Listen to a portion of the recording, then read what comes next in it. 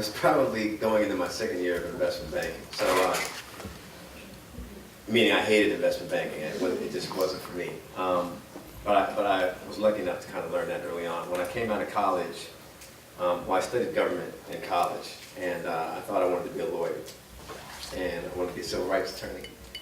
And then I kind of realized that there were really no laws that have been ever written or designed for the benefit of black folks.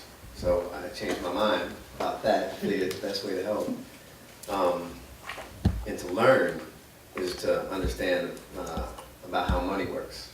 And I also learned that when my stack of green is as big as your stack of green, then we have to have a conversation regardless of whether you want to talk to me or not, and that you can influence decision making and laws by understanding how money works. And so while I hated investment banking, it was necessary for me to understand how businesses work, but it was also that hatred that drove me to investigate other things. I grew up in a media household. My father was a journalist, so I've always been excited about information, who owns information, how information is shared and distributed, how people consume information. I literally cold called Keith Clinkscales, who at the time was the CEO of Vibe magazine, and basically told him that I just wanted to get 15 minutes of his time because I had been watching his career and I wanted to share some ideas about what I thought about his business and to explore some careers in media. And 15 minutes turned into 2 hours. And you can read the rest of the bio, I guess, on the website, but that's what got me in it. In terms of climbing the ladder specifically, sorry about the long answer.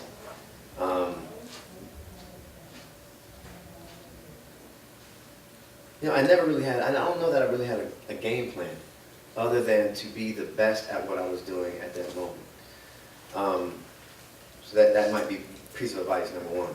Whatever you're doing right now, be the best at it. Because even though it may not be what you wind up doing down the road, it is the level of intensity and professionalism and desire and passion that you bring to what you do now that informs other people about how serious you are about the rest of your career, regardless of whether you wind up doing that or not. People pick up on certain attributes that are transferable to any type of career decision or path that you may make.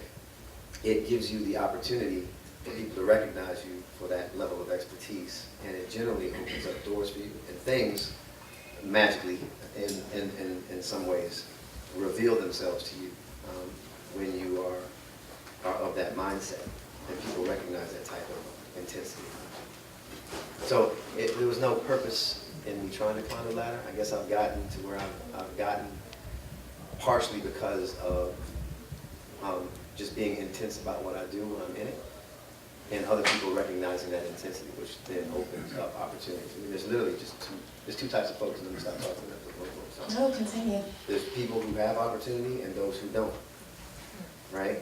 People who say, I can, and people who say, I can't. And the interesting thing about both of those people is that they're both right.